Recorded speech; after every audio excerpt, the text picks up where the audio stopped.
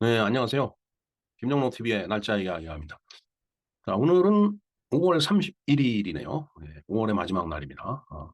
뭐, 늘 매월 마감을 하면서, 이번 한 달 잘 마무리하시라고 말씀드리는데, 오늘도 변함없이, 모든 분들 5월, 한 달 잘 마무리하시기를 바랍니다. 어, 자, 오늘은 어떤 소사가 있었을까요? 그리고 어떤 그 기념일이라기보다는 어떤 일을 우리가 떠올릴 수 있는 그런 날일까? 이걸 생각을 해보니까, 역시 우리에겐 잊을 수 없는 추억이 하나 있죠. 예. 그것은 바로 2002년 한일 월드컵이죠. 17회 한일 월드컵이 바로 2002년 5월 31일 오늘 그 우리나라에서 이제 열렸죠. 네. 예, 정말 어, 저때 당시에 이제 우리가 히딩크 감독을 이제 중심으로 해서 우리나라 선수들이 4강까지 올라갔는데, 나중에 야 이거 실화인가? 정말 이거 뭐가 잘못된 거 아닌가? 꿈 아닌가? 뭐 이런 생각을 할 정도로 우리 선수들이 정말 잘했어요. 정말 그때는 어떻게 그렇게 잘했는지 모르겠어요. 물론 뭐 이제 히딩크 감독의 어떤 뛰어난 지도력이 뭐 당연히 밑바탕이 됐겠죠. 그 이후에는 우리가 월드컵에는 출전은 계속하지만은 뭐 이렇다 할 이제 성적을 올리진 못했죠. 물론 극적인 장면은 뭐 좀 있기는 했었습니다. 뭔가 막판에 가서 계속 깨지다가 막판에 가서 이제 응? 진짜 불같은 투혼을 발휘해서 이제 전세를 뒤집어 엎는 그런 경우가 이제 종종 있는데, 그런 경우를 많이 봤죠. 그래서 전 한때 언젠가 그런 얘기를 했습니다. 아니 계속 몰리다가 끝판에 가서 그냥 어떻게 해 갖고서 뭐 비기거나 겨우 이기거나 인제 그런 식의 축구는 좀 그만했으면 좋겠다. 물론 뭐 진 거보다는 낫지만은 밤새워서 보는 국민들의 졸이는 가슴, 그것도 그렇고, 그리고 매번 왜 똑같은 패턴인지 모르겠어요. 초반에 골을 먹고, 물론 뭐 그렇지 않은 경우도 있지만은 그거를 만회하기 위해서, 이 만회는 일본식 한자니까 참 그걸 그냥 뒤집어 엎기 위해서 그냥 엄청 애를 쓰고, 전 국민이 진짜 TV 앞에서 혼신의 응원을 다하는 그런 일들이 이제 우리에겐 많이 있는데, 뭐 어떻게 보면 그것도 하나의 즐거움이라고 얘기할 수는 있습니다. 자, 어찌 됐든 2002년 5월 31일 제 17회 한일 월드컵이 우리나라 음 상암 월드컵 경기장에서 이제 있었죠. 하여튼 그때 당시에 이 월드컵을 우리가 어떻게 유치했고, 그다음에 어떻게 우리가 그 4 강까지 올라갈 수 있었는지, 대지는 어땠는지, 하여튼 그러한 내용을 좀 간략하게 살펴보는 시간을 갖도록 하겠습니다. 네. 한일 월드컵 한번 보겠습니다. 17회였네요. 네. FIFA 월드컵 코리아 재팬. 음 일본 애들은 재팬 코리아 썼을까요? 뭐 그랬겠죠. 자, 2022년 5월 31 일부터 시작해서 6월 30일 날 끝난 한국과 일본에서 열린 제17회 월드컵 축구 대회다.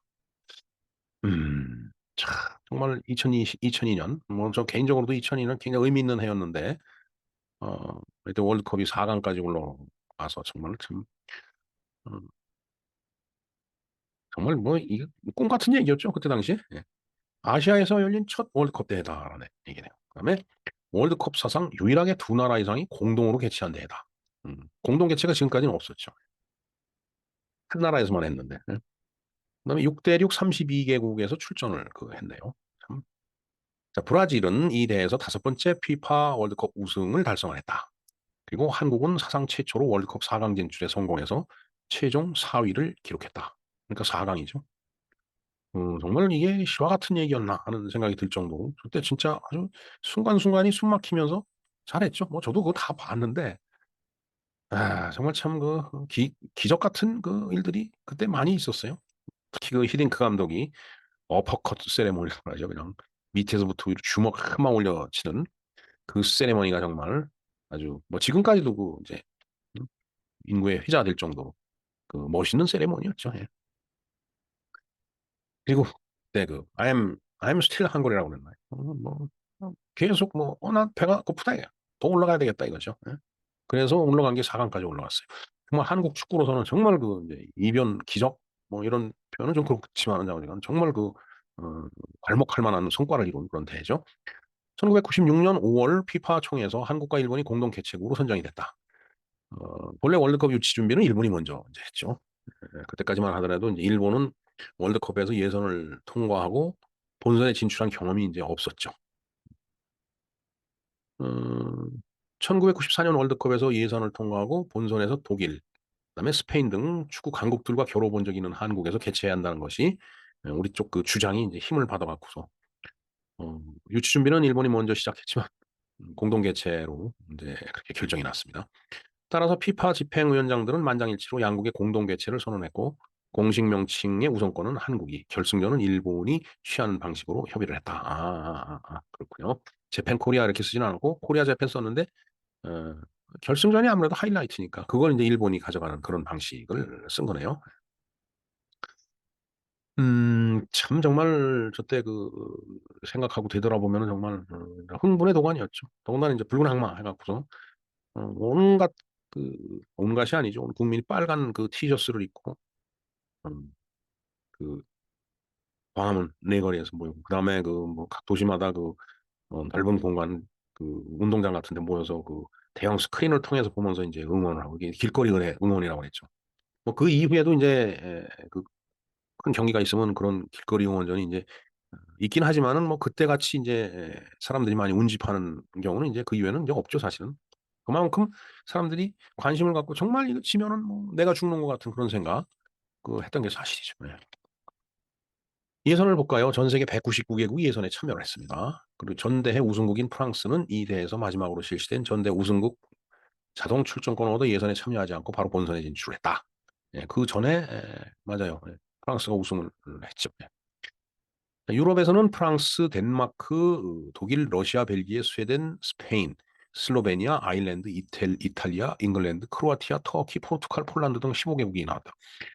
아일랜드하고 잉글랜드를 보면 또 우습죠. 어떻게 보면 영국이란 한 나라인데 이건 뭐 아일랜드, 잉글랜드 그 한 주에서 대표 어, 팀이 나온 거나 다름없는 그런 모양새인데 네, 그만큼 이제 저쪽이 축구가 강하다는 뜻이겠죠. 네. 음, 그러니까 주를 대표하는 축구팀이 나가도 월드컵에서 별 손상이 없을 정도로 잘한다. 뭐 이런 자부심이라고 할까? 네. 유럽에서 15개 나라가 나왔네요. 보면은 터키가 유럽으로 들어갔네요. 사실 터키는 지금 튀르키예라고 하죠. 그 보스포러스 해협을 사이에 두고 그 이스탄불이 있는 그쪽이 이제 유럽 쪽에 이게 조금 있고, 음, 그 보스포러스 해협에 보면 아주 큰 다리가 있어요. 그 다리를 쫙 건너 타고 오면은 이제 에, 그 이스탄불이 그쪽에 있는데 터키 속 앙카라죠. 앙카라는 이쪽 그 아시아 쪽에 있어요. 근데 이 아시아 쪽에 있는 면적이 훨씬 더 넓은데 이걸 유럽으로 집어넣네요. 음, 뭐 집어넣거나 말거나. 네. 그다음 남미에서는 브라질, 아르헨티나, 에콰도르, 우루과이, 파라과이 등 5개국이 나오고 다 뭐 이 보면은 뭐 대단한 나라들죠. 전부 브라질, 아르헨티나, 에콰도르, 우루과이, 파라과이. 북중미 카리브해 지역에서는 멕시코, 미국, 코스타리카 세 나라가 나고 그다음에 아시아에서는 개최국 대한민국, 일본 그리고 중국, 사우디아라비아 4개국. 아프리카에서는 나이지리아, 남아프리카 공화국, 세네갈, 카메룬, 튀니지 등 5개국이 본선에 진출했다. 이거 뭐 다 막강한 나라들입니다, 정말. 예? 그 36개 국이라고 그랬죠. 예, 예. 6대6 32개국이네요. 32개 팀이 이제 나와서 이제 어, 예선을 치르고서 이제 본선에 올라가서 이렇게 A조부터 H조 같이 이렇게 배정을 한 거예요. A조는 덴마크와 세네갈, B조는 스페인과 파라과이, C조는 브라질과 터키, D조는 한국과 미국, 그다음에 E조는 독일과 아일랜드, F조는 스웨덴과 잉글랜드, G조는 멕시코와 이탈리아, H조는 일본과 벨기에 등 16강전에 진출을 이제 했다고 돼 있네요. 뭐 예선을 치르고서 이제 이렇게 16강전에 이제 올라온 거예요. 그 여기서 또 이제 그 싸워갖고서 이제 8강이 결정이 됐죠. 독일, 미국, 스페인, 한국, 잉글랜드, 브라질, 세네갈, 터키. 예. 여기서 한국은 사상 최초로 4강 진출에 성공해 월드컵 4위에 올랐다. 음.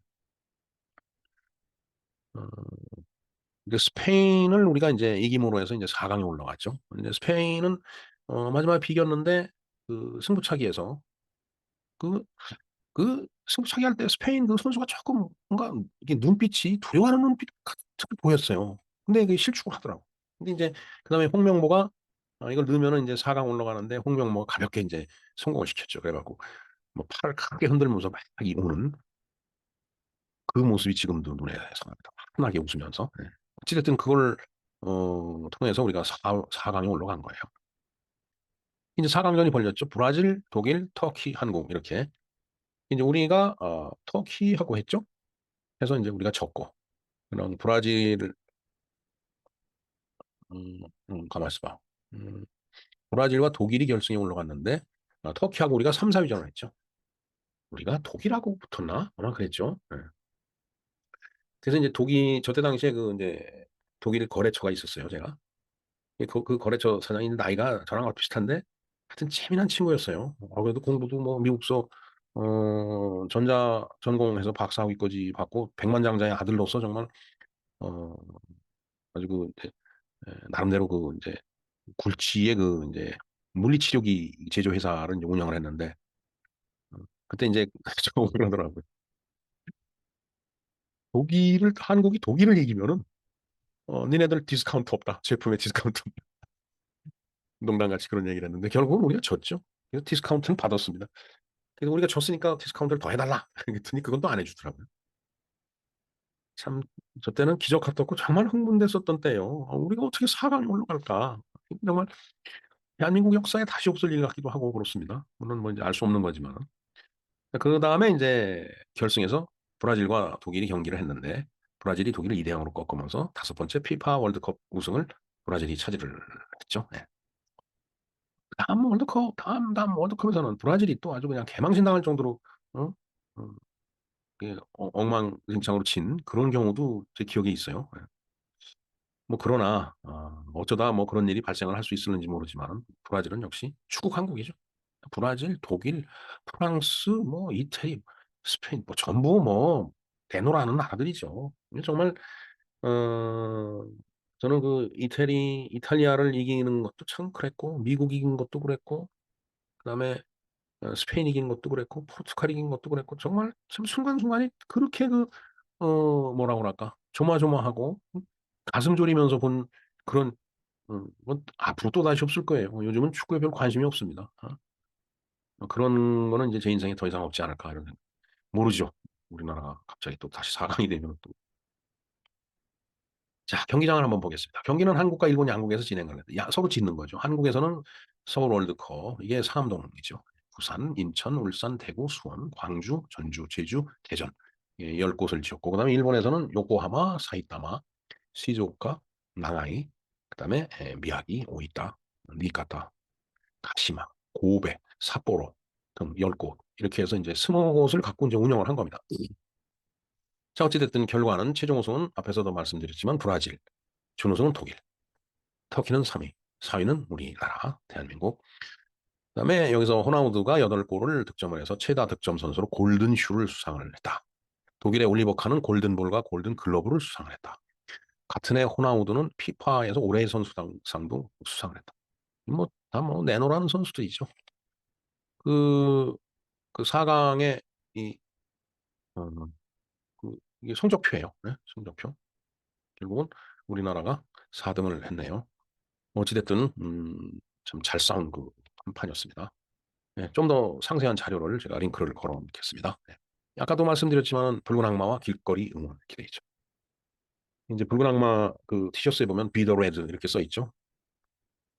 붉은 악마가 되자 이런 의미로 썼을 텐데 그걸 또 이제 또 다른 각도에서 해석을 하는 Be the Red 빨갱이가 되자 이런 뜻이기 때문에 이건 안 된다 해갖고 또 어찌됐든 그 빨간 옷을 입고 길거리 응원을 하고 우리는 4강에 올라갔었습니다. 그러나 그 이후에 계속 보면은 높은 세계 축구의 장벽이 있죠. 축구가 아니라 축구죠. 이게 정말 장벽이 높습니다. 그리고 최근에 들려왔던 잡음이 있죠. 뭐 손흥민과 이강인이 몸싸움을 했느니 뭐니. 참 어찌됐든 이 체육이고 정치고 문화고 잡음이 일어나면은 그건 망가지는 판이에요. 그러니까 잡음 없이 그걸 끌고 나갈 수 있는 사람이 이, 훌륭한 지도자죠. 그 잡음 그 화합을 통해서 잡음을 없애든지 아니면 두드려 패선하든지 뭐 어지간 잡음을 없애야 됩니다.